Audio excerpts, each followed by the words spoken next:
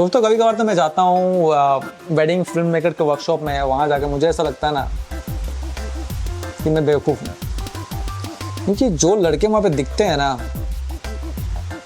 वो लोग बहुत ही एक्सपर्ट हैं। सबसे पहले तो उनको जो भी सबसे कॉस्टली कैमरा दिखता है 2 लाख 2.5 लाख का बॉडी 3 लाख का बॉडी उठा लेते हैं।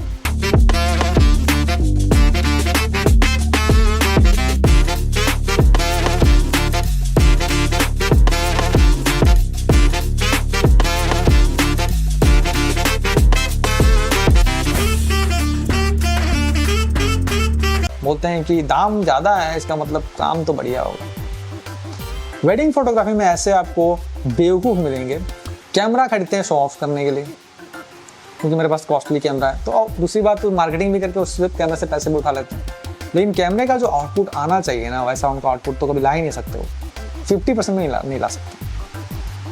तो वेडिंग फोटोग्राफी में बहुत सारे 50% ज़्यादा ऐसे लोग होते हैं ना, जो लोग कैमरे का यूटिलाइजेशन, किस कैमरे को कहाँ यूज़ करना चाहिए, किस कैमरे की खासियत क्या है और किस कैमरे को किस लिए क्या कंपनी बनाई है, इसके बारे में उनको कोई जानकारी नहीं होती। सच बताता हूँ, उनको कोई जानकारी नहीं होती। और बहुत सारे ऐसे हमारे प्रोडक्शन हाउस वाले भी होते हैं जो लोग अभी भी पुराने DSLR कैमरा यूज़ कर रहे हैं, जो लोग पता नहीं क्या क्या यूज़ कर रहे हैं। कोई Z6 Mark II से वो फिल्म बना रहा है, कोई A7 III से फिल्म बना रहा है। हर एक camera, every particular camera has its own significance in terms of its construction, in terms of its production. Company उस कैमरे को प्रोड्यूस करती है तो वो किसी स्पेसिफिक मार्केट के लिए प्रोड्यूस करती है कि हम इस कैमरे को इस मार्केट में सेल करेंगे और इस कैमरे को इस मार्केट में सेल करेंगे। अभी कंपनी जो होती है, ब्रांड होता है, उनको पता चल गया कि एक्चुअल में मार्केट क्या है, पहले नहीं पता। तो इतने सारे मॉडल भी आपको नहीं देखने मिलते थे, लेकिन अभी जो कंपनी को पता चल गया कि मार्केट क्या है, तो उस मार्केट को टारगेट करती है कि मुझे इस कैमरे को इस मार्केट में सेल करना है। तो today I will divide this market into 4 different parts. एक मार्केट है जो कंज्यूमर मार्केट है। कंज्यूमर मार्केट में ऐसा होता है कम प्राइस के कैमरे मिलेंगे और सारे ईज ऑफ यूज उनको मिलना चाहिए, मतलब सारे फीचर्स मिलने चाहिए जिससे वो सेल्फी बनाए, रील बनाए, व्लॉगिंग करे, कंटेंट क्रिएट करे, पॉडकास्ट वगैरह बनाए, ट्रैवलॉग वीडियोस वगैरह बनाए, रील बनाए, शॉर्ट्स बनाए।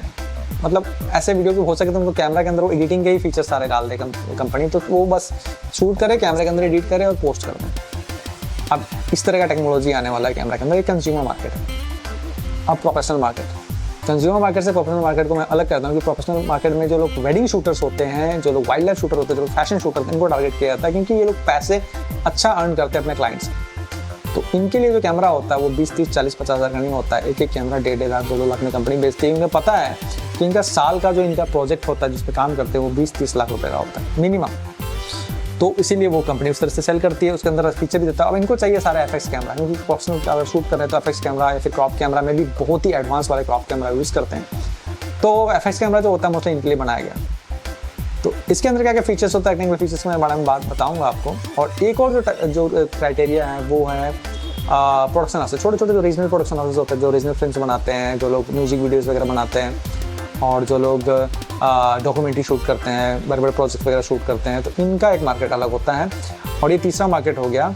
और स्मॉल प्रोडक्शन हाउसेज, और चौथा जो मार्केट हो गया, स्मॉल प्रोडक्शन हाउसेज में आपके इंडी फिल्म मेकर्स वगैरह भी आते हैं। और जो इंडी फिल्म मेकर का मतलब हो गया है इंडिपेंडेंट फिल्म मेकर। और जो चौथा मार्केट है वो है फिल्म मेकर, जो प्रोफेशनल फिल्म मेकर्स होते हैं, जो स्टैब्लिश होते हैं अपने इंडस्ट्री में, वो फिल्म रेगुलरली बनाते हैं और उनका प्रोडक्शन हाउस फेमस होता है।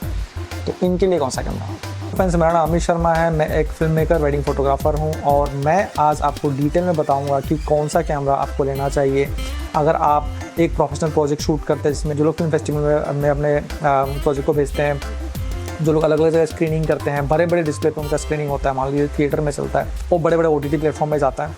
तो मैं 4 कैटेगरी में अपने क्रिएटर्स को डिवाइड कर दिया। सबसे पहले जो कंटेंट क्रिएटर होते हैं, जो यूट्यूबर होते हैं, उनके लिए एक अलग कैमरा होगा और उससे क्या फ़ीचर्स होंगे। जो वेडिंग शूट करते हैं उनके लिए एक अलग कैमरा होगा, उनका क्या फ़ीचर्स उनको चाहिए होता है। और जो लोग म्यूजिक वीडियो बनाते हैं, रीजनल वीडियो बनाते हैं, उनका एक अलग कैमरा होगा, उसमें क्या फ़ीचर्स होना चाहिए। जो फिल्म मेकर्स होते हैं, जो प्रोफेशनल फिल्म मेकर्स होते हैं, उनके लिए क्या कैमरा होगा। तो दोस्तों, सबसे पहले ये बताने के पहले मैं आपको कुछ क्लियर कर देता हूँ कि मैंने मार्केट में बहुत सारे लोगों से मिला, मैं बहुत सारे वेडिंग फिल्म मेकर से मिला हूँ, बहुत सारे सिनेमेटोग्राफर से मिला हूँ, बहुत सारे यूट्यूब में सिनेमेटोग्राफी करते हैं, दिखाते हैं कि कैसे क्या करना चाहिए। इनसे सबसे मिल चुका हूँ। तो मुझे मिलने के बाद ओवरऑल एक्सपीरियंस ये रहा है कि मैंने देखा कि सबके पास जो नॉलेज है ना, वो खिचड़ी वाला नॉलेज है। मतलब वो हर चीज़ को मिक्सअप कर देते हैं, उन्हें एक्चुअल में पता नहीं होता कि होता क्या है। तो दोस्तों, आज के इस वीडियो में ना मैं आपको बताऊंगा कि एग्जैक्टली क्या है मार्केट में दो तरह के कैमरा मिलते हैं दोस्तों, एक है प्रोफेशनल, एक होता है कंज्यूमर। कंज्यूमर लेवल का कैमरा होता है, एक प्रोफेशनल लेवल का कैमरा होता है, और तीसरा जो कैमरा होता है वो फिल्म कैमरा होता है दोस्तों। जो फिल्म कैमरा का मतलब जो फिल्म के लिए डिज़ाइन किया गया, जो जिससे आप फिल्म शूट कर सकते हैं। तो ये 3 कैमरा मार्केट में जो कभी कंपनी बनाती है वो क्यों बनाती है, इनका टारगेट क्या होता है? देखिए, जो कंपनी जो कोई भी ब्रांड हो, वो सबसे पहले तो ऑनेस्टली उन्हें पता होता है कि हम किस मार्केट में किसको टारगेट कर रहे हैं, कौन हमारा कैमरा खरीदेगा।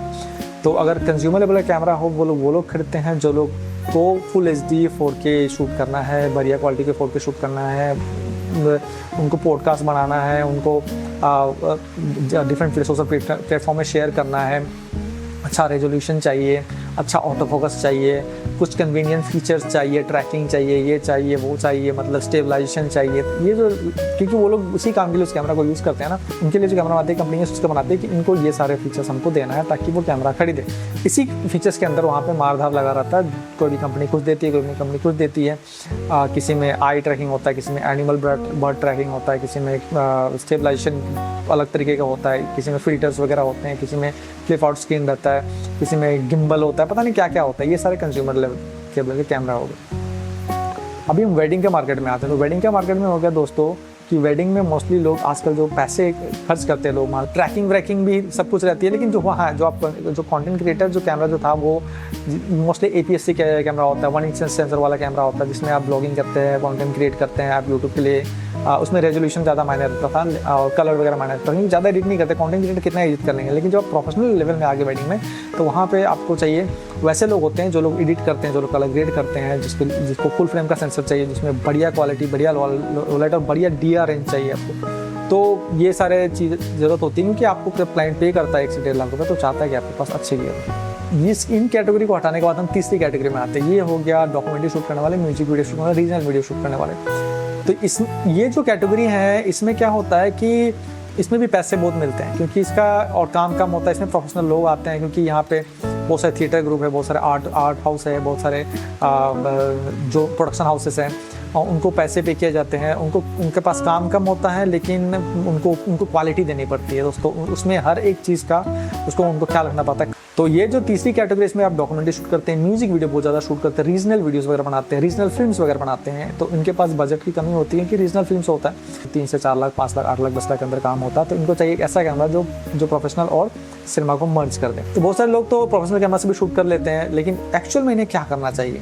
अगर आप इंडिपेंडेंट फिल्म मेकर है, वैसे फिल्म फेस्टिवल को फिल्म भेजते हैं, तो ये जो कैटेगरी है, इस कैटेगरी में जो फॉल करता है, जो लोग शूट करते हैं, इनको खरीदना चाहिए ऐसा कैमरा जो लॉग शूट नहीं करे। सबसे पहली बात तो जो लॉग शूट नहीं करे। लेकिन होता क्या है कि सारे लॉग शूट करने वाले इसी कैटेगरी में भरे हुए हैं। लॉग शूट करने वाला कैमरा इन्हें नहीं चाहिए। इन्हें चाहिए ऐसा कैमरा जो प्रोरेस शूट करे, जो B-RAW शूट करे। और क्योंकि इनके पास रेड और एरी खरीदने का इनके पास बजट नहीं होता, तो ये लोग ऐसे कैमरा खरीदना चाहिए जिनके पास प्रोडेस के डिफरेंट फ्लेवर शूट करके दे, इनको ब्लैकमैजिक के अलग अलग डिफरेंट फ्लेवर शूट करे। तो यहाँ पे जो कैमरा शाइन करता है वो है ब्लैकमैजिक। आप ब्लैकमैजिक यूज़ कर सकते हैं, आप GH5S यूज़ कर सकते हैं, आप सोनी के जब रिसेंटली लॉन्च हुए FX30 यूज़ कर सकते हैं, FX3 यूज़ कर सकते हैं, और सोनी के जो FX6 वगैरह जितने कैमरे हैं जो सिनेमा लाइन के, वो यूज़ कर सकते हैं। कैनन के सिनेमा लाइन के कैमरे यूज़ कर सकते हैं। आप चाहे तो लूमिक के जो सिनेमा लाइन के कैमरे यूज़ कर सकते हैं।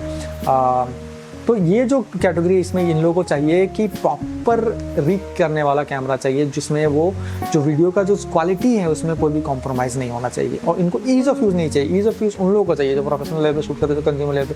इनको लाइव इवेंट शूट करना होता है, यहाँ कुछ कर नहीं सकते। यहाँ पे सारा चीज़ प्लानिंग होता है, प्री प्रोडक्शन का काम होता है, लाइटिंग वगैरह रेडी होता है, आप बड़े बड़े डिस्प्ले पे देखते हैं कैसे क्वालिटी आ रही है। आप सिनेमाघर को एक जगह सेट करते हैं, फिर वहाँ आपके पास 5-10 आदमी बैठे हुए हैं, वो बता रहे हैं कि कैसा है क्या है। फिर आप फुल फोकस लेते हैं, फोकस पूरा हाई करते हैं, फिर बैठ के प्रोडक्शन में बढ़िया तरीके से आप काम करते हैं। तो जब आप ये 2 फुटेज आप शूट करेंगे ना, जब प्रोरेस रॉ हो गया या फिर आप B-RAW आप शूट करेंगे, तो इसमें जो है ना, जो क्वालिटी आपको लॉग से बहुत ज़्यादा बेटर मिलेगी। क्योंकि लॉग जो होता है ना दोस्तों, ये कॉम्प्रेस फॉर्मेट होता है। आप चाहे C-Log यूज़ कीजिए, चाहे आप V-Log यूज़ कीजिए, चाहे आप S-Log यूज़ कीजिए, ये सारे कॉम्प्रेस्ड होते हैं। और लेकिन जो जो Blackmagic RAW होता है, जो ProRes RAW होता है, ये भी कॉम्प्रेस होता है, लेकिन ये उतना ज़्यादा कॉम्प्रेस नहीं होता है, बट एटलीस्ट थोड़ा बहुत आपको उसमें फ्लेक्सिबिलिटी मिलती है। और सबसे बड़ा फ्लेक्सिबिलिटी ये होता है ना, जब आप B-RAW शूट करते हैं, मोस्टली ProRes के सारे फ्लेवर में आपको ये सारा इन्फॉर्मेशन नहीं मिलता है, लेकिन B-RAW जब भी आप शूट करते हैं ना, Blackmagic RAW जब शूट करते हैं, तो आपको ISO और वाइट बैलेंस ये आप आफ्टर शूटिंग आप सॉफ्टवेयर के अंदर आप चेंज कर सकते हैं, जो कि ये बहुत ही बड़ा अपग्रेड है। लॉग के फुटेज में तो पहले तो ISO और वाइट बैलेंस चेंज करने का ऑप्शन होता नहीं है, लेकिन अगर लॉग आप शूट करते हैं ना, तो उसमें अगर आप एक्सपोजर को अप एंड डाउन करते हैं, उसमें अगर आप कलर को अगर आप चेंज करते हैं, तो उसमें आपको थोड़ा सा डिग्रेडेशन आपको देखने को मिलता है, चाहे कोई भी रॉ, चाहे 422 10BT क्यों नहीं यूज़ कर लें, लेकिन फिर भी उस लेवल पे वो काम चल जाता है। लेकिन अगर आप प्रोफेशनल लेवल पे किसी प्रोडक्शन के लिए काम कर रहे हैं ना, तो आपको Blackmagic या फिर Blackmagic RAW, ProRes RAW shoot करना है, जिसमें होता क्या है कि आपको ISO और वाइट बैलेंस चेंज करने का ऑप्शन मिलता है software after you shoot the photos. तो इससे क्या होता है कि आपको वहाँ पे कुछ ज़्यादा लिबर्टी मिलती है कि आप डिफरेंट टाइप के लुक क्रिएट कर सकते हैं। आप जो सिनेमैटिक लुक होता है वो क्रिएट कर सकते हैं, क्योंकि आपके पास लाइटिंग होता है, आप लाइटिंग के को थ्रो करते हैं, आप ड्रामेटिक लाइट के अंदर शूट कर रहे हैं, तो आपको डिफरेंट टाइप की लाइटिंग शूट करते हैं। कलर होता है, वो एक्सपोजर के साथ आप बहुत तरह से अलग तरह से कॉन्ट्रास्ट क्रिएट करते हैं, तो इसके लिए मोस्टली ये सारे कैमरे शूट होते हैं। हर एक ब्रांड डिफरेंट कस्टमर को किस टारगेट करते हैं। कंज्यूमर के लिए अलग कैमरा बना हुआ है। अब मान लीजिए मैं कैनन का एक एग्जाम्पल बता रहा हूँ, जैसे कि आप कंज्यूमर के लिए अगर आप कैमरा खरीदते हो तो आप R50 खरीदोगे, R50 Mark II खरीदोगे, अगर आप M50 खरीदोगे, अगर आप प्रोफेशनल की शूट करते हो R6 Mark II खरीदोगे, R5 खरीदोगे। जो प्रोडक्शन के लिए करते हो तो आप जो सिनेमा लेंगे कैमरे वहाँ से आप स्टार्ट करेंगे, राइट।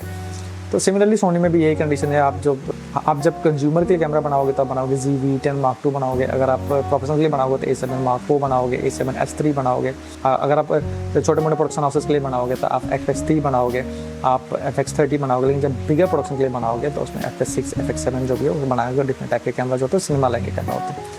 तो ये कैमरा को डिफरेंट कैटेगरी में डिवाइड किया गया। यहाँ पे होता क्या है दोस्तों, बहुत लोगों के पास ये मिथ होता है ना कि मैंने अगर FX3 खरीदा है तो मैं सिनेमा शूट कर सकता हूँ बड़े बड़े प्रोडक्शन में। लेकिन होता क्या ना कि जब भी FX3 एक कैपेबल कैमरा, लेकिन उसकी भी लिमिटेशन है दोस्तों। तो हर एक चीज़ को जब अब मान लीजिए कोई बड़ा प्रोडक्शन होगा ना, कभी छोटा कैमरा यूज़ नहीं करता है, क्योंकि इससे उसका प्रोडक्शन का वैल्यू कम हो जाता है। तो जब कोई बजट का जो फिल्म बनाता है तो उस फिल्म में उस प्रोडक्शन को वो जस्टिफाई नहीं कर पाएगा और वो बताए कि मैं FX3 से FX30 से मैंने शूट किया है। तो जब भी आप किसी प्रोडक्ट को बनाते हैं, बड़े बड़े प्रोडक्शन हाउस में जब बनता है ना, तो वो सबसे पहले अपने कैमरा को हाइड करते हैं, बताते नहीं कि मैंने कौन सा कैमरा यूज़ किया है। और अल्टीमेटली अगर आप इंडिपेंडेंट फिल्म मेकर्स हैं तो वो बता देते हैं कि मैंने ये कैमरा यूज़ किया। लेकिन जो मोस्टली प्रोडक्शन हाउसेस होते हैं, जो लोग रेगुलरली Netflix, Amazon Prime में डिफरेंट OTT प्लेटफॉर्म के लिए प्रोडक्शन बनाते हैं ना, वो कभी भी अपने कैमरे को लोगों के पास दिखाते नहीं कि मैं कौन सा कैमरा यूज़ कर रहा हूँ। इससे क्या होता है, उसका प्रोडक्शन का वैल्यू कम होता है। जहाँ पे वो उस प्रोजेक्ट को उस प्रोजेक्ट को वो 40 लाख में सेल कर सकते हैं। अगर वो अपने कैमरा बता दिया उन्होंने कि मैं इस कैमरे शूट किया, तो हो सकता है कि वो जो इतनी प्राइस में सेल नहीं होगा। यही 4 कैटेगरी हैं जो लोग सिनेमेटोग्राफर्स हैं और इसी तरीके से काम करते हैं। हर एक का कैमरा डिवाइड किया गया है। कोई अगर ZV-E10 Mark II खरीदता तो उसका S-Log लेकर वो ये नहीं बोलता कि मैंने फिल्म बना दिया। बना भी सकता है यार, लेकिन एक्चुअल में वो कैमरा उस काम के लिए बना नहीं है। तो आप जिस कैटेगरी में फॉल करते हैं आप उसी कैमरा को यूज़ करेंगे, क्योंकि आप अगर वेडिंग शूट करते हैं तो आप वेडिंग के कैमरा को यूज़ करेंगे। जो लोग प्रोडक्शन के लिए काम करते हैं तो प्रोडक्शन का कैमरा यूज़ करेंगे, और जो लोग फिल्म मेकर्स होते हैं वो फिल्म का कैमरा यूज़ करेंगे, क्योंकि उसके अंदर क्वालिटी आई होती है। और डिफरेंसेस मैं बताता हूँ दोस्तों, जो लोग वेडिंग शूट करते हैं और जो लोग फिल्म मेकर्स होते हैं, इनका जो कैमरा चूज़ करने का जो क्राइटेरिया होता है ये एकदम से अलग होता है। वेडिंग शूट करते हैं ना, उनको चाहिए स्टेबलाइजेशन, उनको चाहिए आई ट्रैकिंग, उनको चाहिए फेस ट्रैकिंग, उनको चाहिए डबल कार्ड्स, उनको चाहिए बैटरी, उनको चाहिए EVF, उनको चाहिए अच्छा डिस्प्ले, उनको अच्छा व्यू फाइंडर, उनको चाहिए 4:2 10-bit, उनको चाहिए V-Log, उनको चाहिए मतलब अलग अलग तरीके के जो फीचर जो होते हैं वो सारे फिल्टर्स चाहिए, उनको बहुत कुछ चाहिए। लेकिन जो लोग डायरेक्टर होते हैं, जो सिनेमेटोग्राफर होते हैं, जो लोग फिल्म के लिए काम करते हैं, उनको चाहिए सेंसर, उनको और कुछ भी नहीं चाहिए। वो तो सेंसर में ये भी चेक करते कि एंटी इलियासिंग फिल्टर लगा हुआ है नहीं, अगर होता है तो कभी तो रिजेक्ट भी कर देते हैं। हमें विदाउट एंटी इलियासिंग फिल्टर चाहिए, हमें सिर्फ सेंसर चाहिए। जो sensor pixel to pixel read out देने वाला मुझे एक कैमरा चाहिए, वो मुझे 12 मेगापिक्सल चाहिए। हाँ, तो वेडिंग शूट करते हैं उनको चाहिए होता है मेगापिक्सल चाहिए होता है, 24 मेगापिक्सल 30 मेगापिक्सल का चाहिए होता है। मेगापिक्सल हाई होना चाहिए, रेजोल्यूशन बढ़िया होना चाहिए, शार्पनेस बढ़िया होना चाहिए, क्वालिटी अच्छा होना चाहिए। उनको वो सारे फीचर्स चाहिए होते हैं। उनको हेडफोन जैक चाहिए होता है, उनको माइक्रोफोन जैक चाहिए होता है, उनको फलाना टाइम का जो चाहिए सब चाहिए होता है। लेकिन जो फिल्म मेकर्स होते हैं उनको चाहिए होता है एक ऐसा सेंसर, चाहे फुल फ्रेम हो, चाहे क्रॉप फ्रेम हो, चाहे माइक्रो फोर थर्ड हो, उनको चाहिए एक ऐसा सेंसर जो कि pixel to pixel read out है मुझे। Pixel to pixel read out मतलब 12 मेगापिक्सल का सेंसर है तो 12 मेगापिक्सल का मुझे रीड आउट है पर फ्रेम। और ऊपर से वो देखते हैं कि इसका डायनामिक रेंज कितना बढ़िया है, सेंसर कितना हाईलाइट के इससे रिकवर करता है, कितना शैडो से रिकवर करता है, क्या ये रॉ शूट करता है, क्या ये एनामॉर्फिक लेंसेज लगाता है, क्या 6K शूट करता है, 4K शूट करता है, कैसा शूट करता है। ऑटो फोकस नहीं चाहिए उनको चाहिए मैनुअल, उसको हम कैसे रिग कर सकते हैं। तो मोस्टली सेंसर जो होता है ना, उसमें डुअल आईएसओ है नहीं, लो लाइट परफॉर्मेंस कैसा है, सेंसर की क्वालिटी कैसी है, शैडो, वो लोग शैडो देखते हैं कि शैडो कैसा आ रहा है। तो ये सारी चीज़ें हैं ना, वो मोस्टली सिनेमेटोग्राफर होता है जो फिल्म प्रोडक्शन के काम करते हैं, उनको सबसे ज़्यादा रिक्वायरमेंट यही चीज़ों का होता है। बैटरी वो रिग कर लेते हैं, स्टेबलाइजेशन उनको चाहिए नहीं, ऑटो फोकस उनको चाहिए नहीं, उनको चाहिए सेंसर। तो दोस्तों इसलिए मैं देखेंगे कि आप लूमिक्स के जो GS5 जो कैमरा है वो बहुत ज़्यादा फिल्म में यूज हो चुका है, बहुत ज़्यादा इंडी फिल्म में बनाया गया है लूमिक्स GS5 से, GS5S से। सेंसर बहुत ही छोटा है, क्रॉप से भी छोटा है, लेकिन जो सेंसर का रीड आउट है, और छोटा क्यों बनाया दोस्तों GS5 इसका रीज़न ये है कि सेंसर छोटा है, रेजोल्यूशन छोटा है GS5S में, तो आपको पिक्सल टू पिक्सल मिलता है, मतलब जो पिक्सल का रेजोल्यूशन है वो एक्चुअल रेजोल्यूशन आपको मिलता है। तो जब आप फुटेज को ग्रेड करते हैं ना तो आपको पता चलता है कि इसमें कोई कॉम्प्रेशन आपको दिख नहीं रहा है, मतलब एग्जैक्टली वही फुटेज दिख रहा है, लेकिन हाँ कॉम्प्रेशन तो रहता है, लेकिन हाँ एग्जैक्टली वही दिख रहा है। क्योंकि जब तक कोई भी सेंसर आपका रॉ शूट करके आपको नहीं देगा तब तक आपको एग्जैक्टली सारा इन्फॉर्मेशन आपको नहीं मिलेगा। लेकिन लूमिक्स GS5 में ऐसा है कि छोटा सेंसर है, फिर भी आपको 400 मेगाबिट शूट करने का ऑप्शन देता है वीलॉग में। अगर आप दूसरे रिकॉर्डर के साथ इसको यूज़ करते हैं तो आप इसमें ब्लैकमैजिक रॉ भी शूट कर सकते हैं, इसमें आप प्रोडेस रॉ भी शूट कर सकते हैं। और Blackmagic pocket cinema 4, Blackmagic pocket cinema 6K जो होता है, ये सारे कैमरे जो होते हैं ये भी आपको एग्जैक्टली आप देखा जाए तो ब्लैकमैजिक रॉ शूट करके देंगे, प्रोडेस रॉ शूट करके देंगे। तो ये जो कैमरा होता है इसका सेंसर बहुत इंपॉर्टेंट होता है, और इसी सेंसर के लिए जो फिल्म मेकर होते हैं, सिनेमेटोग्राफर होते हैं, उसे खरीदते हैं। उन्हें फुल फ्रेम से कोई मतलब नहीं है, उन्हें मतलब है मेरा सेंसर कैसा रीड आउट दे रहा है, राइट। तो हो सकता है आज का वीडियो आपको पसंद आया होगा, और अगर ऐसे वीडियो आपको देखने हैं तो मेरे चैनल को सब्सक्राइब कीजिए। अगर कुछ पूछना चाहते हैं तो मुझे कमेंट में पूछ सकते हैं। तो मैं पिछले 8 सालों से वेडिंग फोटोग्राफी और सिनेमेटोग्राफी कर रहा हूँ, लेकिन मेरा जो नीच है जहाँ पे मैं एक्चुअली जिस कैटेगरी में मैं फॉल करता हूँ वो एक फिल्म मेकिंग कैटेगरी है। तो मैं फिल्म से रिलेटेड बहुत सारे चीज़ों को रिसर्च करता हूँ, देखता हूँ, और मेरे पास ऐसे कुछ इंडी फिल्म मेकर्स के डिटेल्स भी हैं। मैं पर वीडियो आपको शेयर करूंगा, बताऊंगा कि कैसे उन्होंने GS5S यूज़ किया, क्योंकि अभी मेरे पास यही कैमरा है, और किन फिल्म मेकर्स ने ब्लैकमैजिक पॉकेट सिनेमा कैमरा यूज़ करके ऐसे कंटेंट बनाया है जिसको देखने के बाद आपको लगेगा कि ये तो हॉलीवुड का फिल्म है। अगर आपको वीडियो पसंद है तो मैं चैनल सब्सक्राइब कीजिए, पूछना चाहते हैं तो thanks for watching and have a great day.